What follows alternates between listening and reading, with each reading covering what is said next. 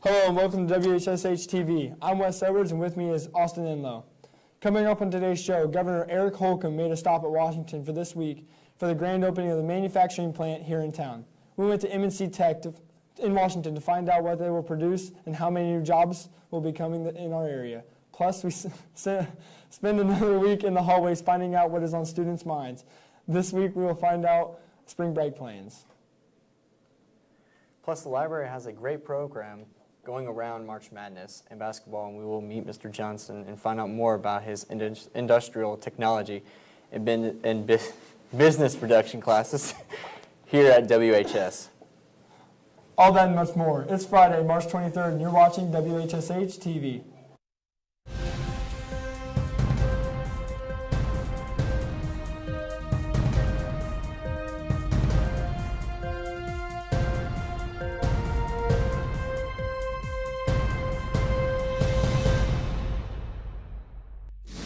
Welcome back to WHSH TV.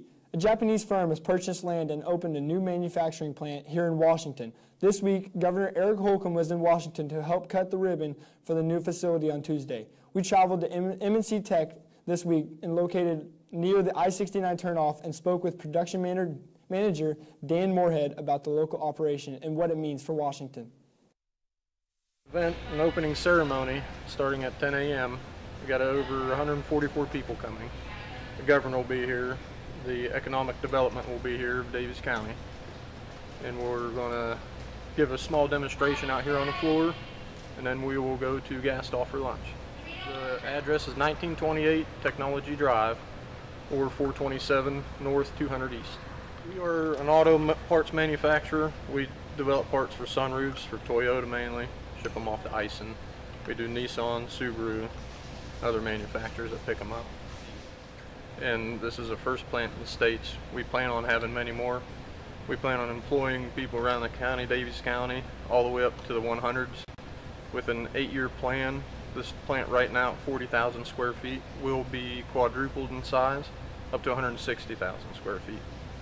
We'll be running a 24/7 operation after December of this year. In October of next year, it'll be probably about 300,000 parts per month will be coming out of this plant alone. M&C currently employs around 17 people, and that number will be growing to over 50 in the near future. The company also hopes to expand the current location and add even more jobs in a bigger production facility in the years ahead.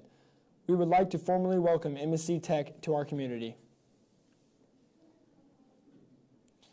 The Washington High School Band Winter Drumline has once again celebrated some recent success and is making a return trip back to state. Congratulations to all the members of the Winter Drumline who have been working hard to get this point. We spoke to a pair of Booster Club members and parents to find out what's next in the competition. Drumline consists of 36 students. Some are in the battery, which plays all the different drums and cymbals that are on the floor. Then we have some students that move the props around on the floor. Then we have the auxiliary line, and that is the bells and the marimbas and the gong and all those different instruments there. They have traveled 4 weeks in March, performing their show called In the Dark, and have done very well with it, like you heard from Kenny Showalter. They have been working since the beginning of December on their show, and they perform at contests that are associated with the Indiana Percussion Association. This year, 2 weekends ago, they competed at Ben Davis. Washington Winter Percussion placed first in that show and took our first place. This weekend, past weekend, they competed at Greenfield Central High School, where they made it to the state championship, advanced to the state championship rounds.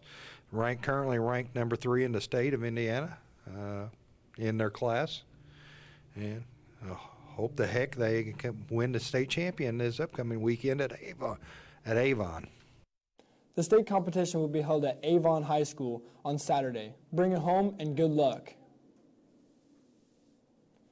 Let's head to another classroom here at WHS to find out another hands-on program available here at Washington High School.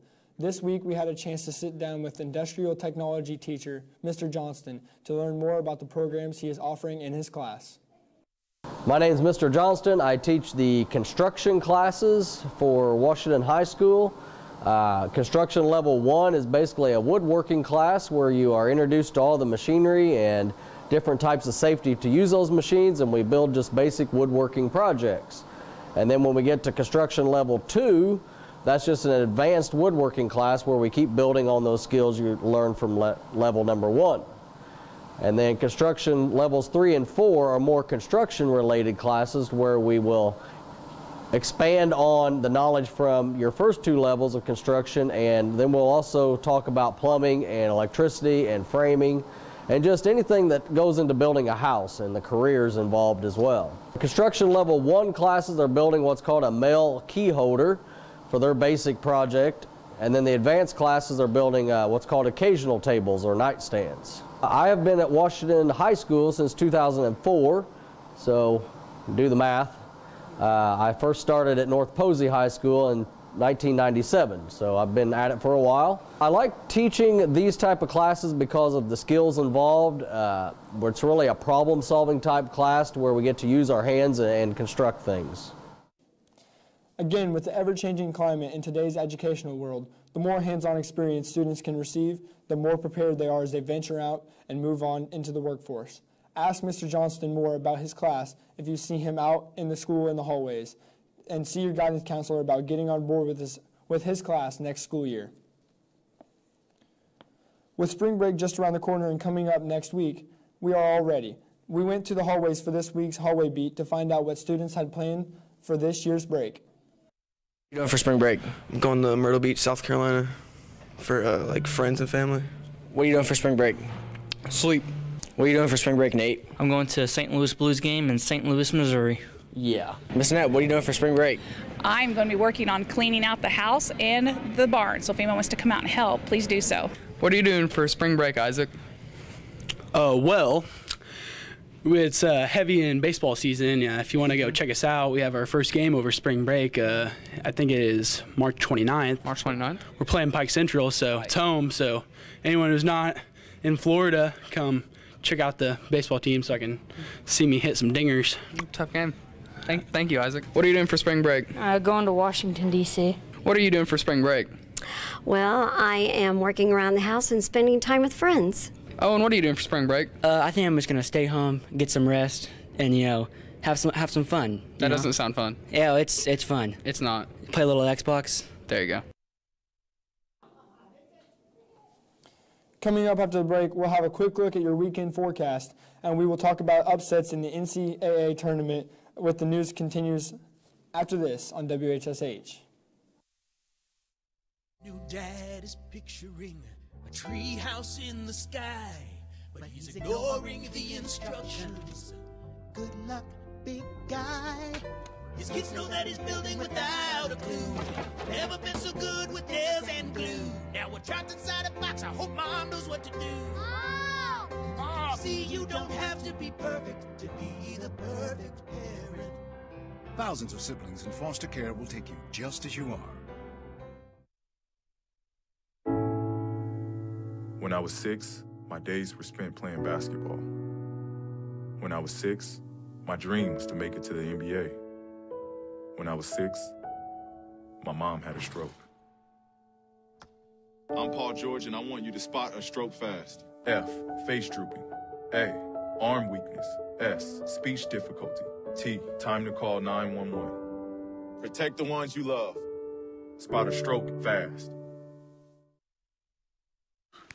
Look at me, hey. Raymond, look at Mommy. Maybe the light hurts his eyes. Maybe she's just not hungry. Maybe he can't hear us. Maybe we're not stimulating him enough. Maybe it's a phase.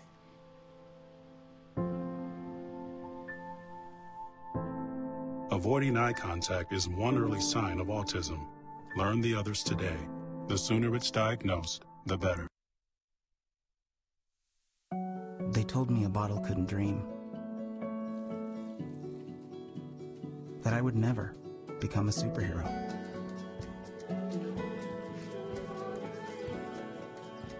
but I learned how to fly. Just to come back in a new disguise and be the hero that I've always wanted to be.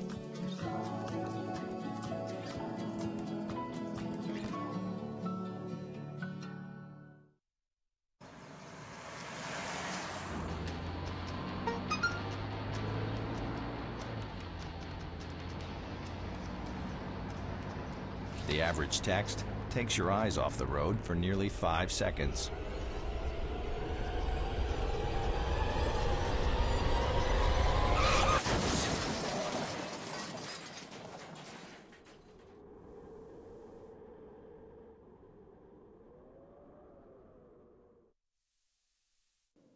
Thank you. Welcome back to WHSH-TV. There would be some wet weather moving in to start the weekend. We get one dry day on Sunday. Currently it is 50 degrees with cloudy skies. Tonight rain will move into the area and it will be very windy. Wait, where'd I go? With a low of 37. Tomorrow rain will move throughout the day and it will be a very wet start to the weekend with winds up to 36 miles per hour with highs only near 40. Thanks, and we'll be right back on WHSH-TV. A boy born in Joplin, Missouri was fascinated by anything with wheels and a motor. The odds of him going on to fascinate millions with his talent? 1 in 260,000. The odds of this born racer having 157 career top 10 finishes in NASCAR? 1 in 125 billion.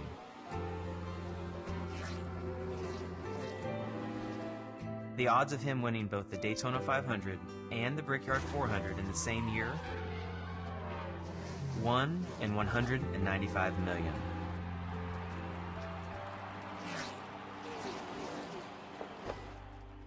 The odds of a child being diagnosed with autism? 1 in 68. I'm NASCAR driver Jamie McMurray, and my niece has autism. Learn more at autismspeaks.org/signs.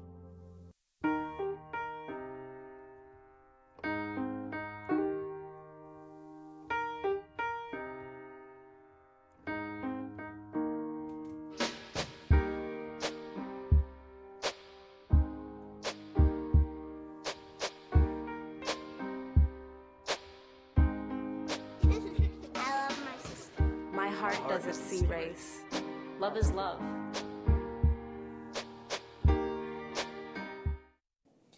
We're down to the Sweet 16 in the basketball tournament, and to get more students excited about reading and books, Mrs. Harmon in the library has developed a Book Madness program.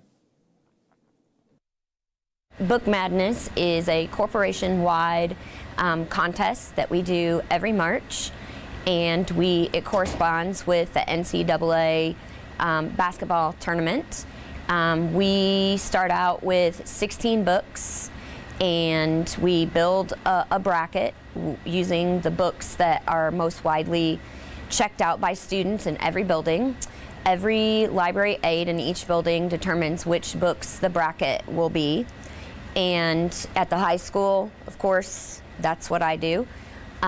We determine what books are going to compete to be champion of the book tournament, kind of like the NCAA. We start out with 16.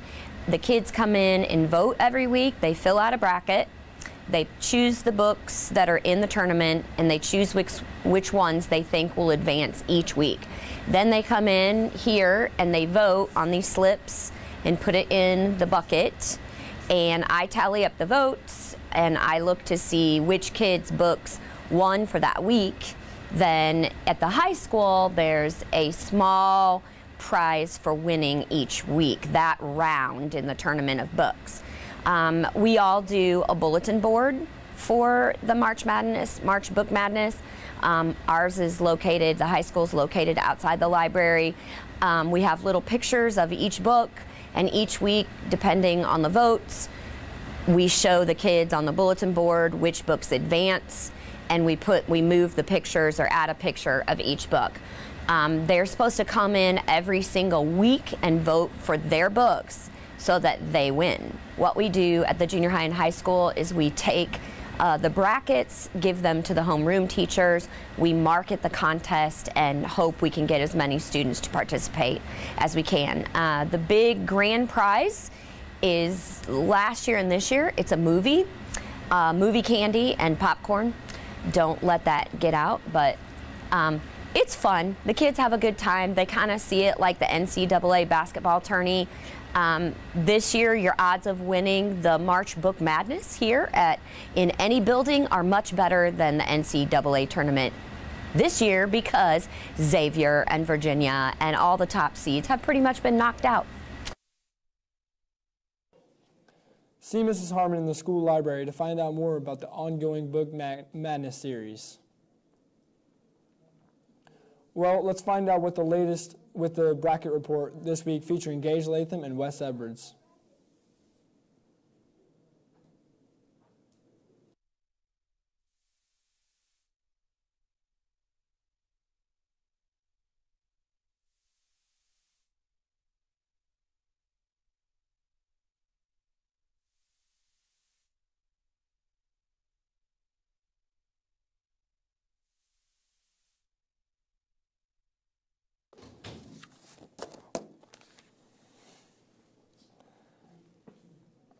What to do with Washington's, hold on just a second. Gosh. All right. What to do with Washington's elementary schools was again discussed this week at community work session. How Covert and Covert Hawkins Architects in Jeffersonville showed school board members 6 options for the future. Covert suggested turning Lena Dunn into a pre-kindergarten to 2nd grade building. There would be an addition for classrooms, the kitchen, and cafeteria. Another option would raise the current school and replace it with a new building for preschool to 2nd grade. The third option was to use Lena Dunn as 4th through 6th grade building, adding 10 classrooms and not renovating at all. For North Elementary, Covert recommended using the building for 4th through 6th grade. Covert said that the portable classrooms will be removed and a small addition for science labs will be added. Another option for North showed the current facility with some flexible use space, the corporation's central office, and alternative learning areas. Superintendent Dr. Dan Roach said he envisioned some of that space being used for the Twin Rivers vocational programs. Griffith would see the cosmetic work and could be used as a 3rd and 4th grade building or a pre-K to 4th grade or a pre-K to 3rd grade. Covert suggested ridding Veal Elementary of all the portable classrooms using it as kindergarten to 4th grade building. No decisions were and no deadline to pick a plan was set as school officials continue to discuss the matter. Coming up after the break, we'll have a more detailed look at the latest in sports this week with Kane Fox. You're watching WHSH TV.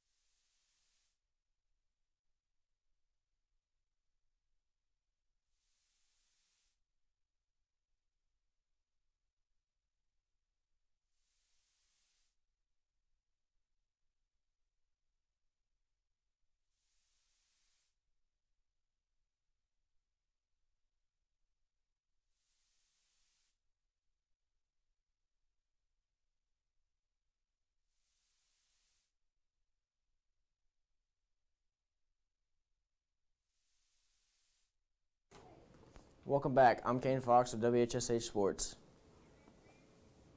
One more week left of high school basketball in Indiana. The state finals will tip off with Game 1 at 10:30 a.m. tomorrow morning at Bankers Life Fieldhouse in Indianapolis. Game 1 will be the Class A finals between Morristown and Southwood. The second game will feature the 2A final between Forest Park and Oak Hill. After the break, the games will resume tomorrow night as the 3A final will pit Evansville Bosse against Culver. In the final game of the night, we'll have unbeaten Warren Central taking on Carmel. Good luck to all the teams still fighting off of the championship this weekend. Now on to the NCAA tournament action from yesterday. With the 1, 2, 3, and 4 seeds in the South region blowing it out in the first weekend, number 5 Kentucky had its Final Four road paved with promise. But guess what? They choked. The path was disrupted by number 9 Kansas State last night, 61-58. The other shocker would be Loyola Chicago versus Nevada. Both teams not expected to be in the Sweet 16, but found themselves still dancing last night and putting on a show as Loyola advanced with a 1-point win over Nevada, 69-68. So now in the South, it's a first even number 9 versus number 11. Loyola against Kansas State in the Elite Eight. Michigan put up 99 points, eliminating Texas A&M 99-72. Florida State pulled off the surprising 75-60 win over number 4 Gonzaga. Tonight it will be Kansas against Clemson. Villanova will battle West Virginia. Duke, still alive, facing Syracuse. And the big game to cap off the night has Purdue meeting Texas Tech. The Washington Hatchet baseball team is working hard getting ready for the kickoff of their season for 2018-19. The Hatchets have several promising starters returning to this year's squad and a great group of freshmen and underclassmen moving up the ranks to round off the team. The season will kick off at home next Thursday as the Hatchets will host Pike Central at the sports complex. First pitch is set for 6 p.m. With WHSH Sports, I'm Kane Fox. Have a great weekend. We will be back to wrap up the show right after this.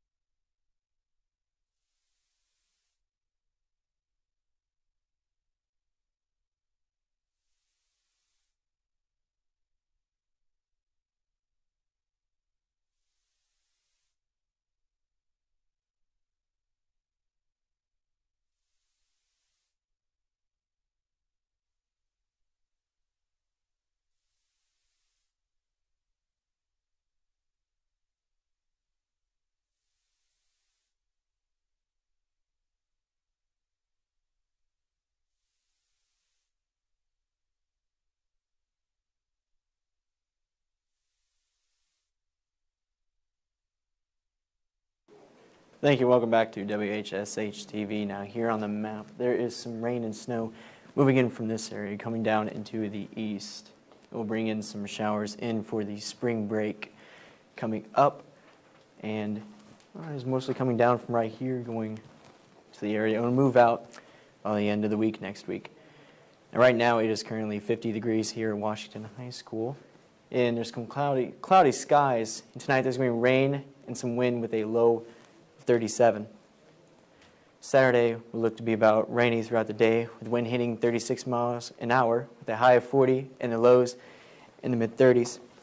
Sunday will be sunny and dry, and it will be about in the 50s. Next week, on Monday and Tuesday, will both be rain will settle back in, and expect a wet start to the week, but much warmer, and temperatures in the low 60s. Thanks, Austin. On behalf of our entire team here at WHSH on the campus of Washington High School, we would like to thank everyone for watching. Have a great weekend. We will see you next week here on WHSH TV.